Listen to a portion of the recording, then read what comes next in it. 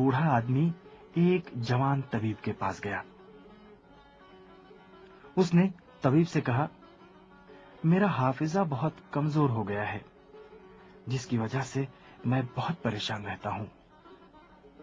तबीब ने कहा, यह सब बुढ़ापे की वजह से है।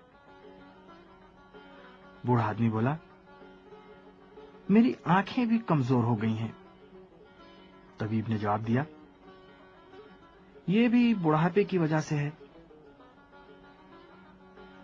बूढ़े शख्स ने फिर कहा, मेरी कमर में भी बहुत तकलीफ रहती है।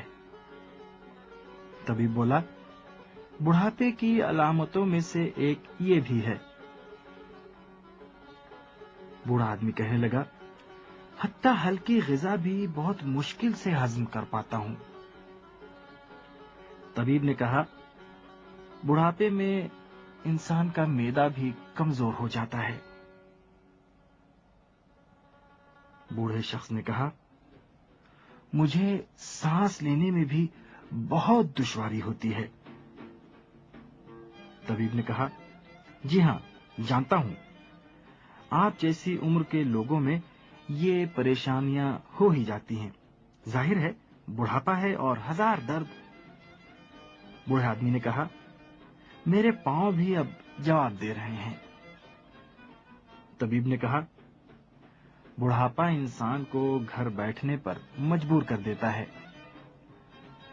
बयान करने वाला कहता है कि बूढ़े ने जो सख्त गुस्से में आ गया था, झुंझलाकर तबीब से कहा, बेवकूफ कहीं के, तुमने कुछ भी नहीं पढ़ा लिखा। हर दर्द की सिर्फ एक ही दवा बताते हो। तुम बिल्कुल जाहिल हो। तुमसे कायदे की बातें करना बिल्कुल फजूल है। बयान करने वाला कहता है कि जवान तबीब ने यह सुनकर बहुत ही नरमी से जवाब दिया, ये आपकी झुंझलाहट और गुस्सा भी बुढ़ापे की वजह से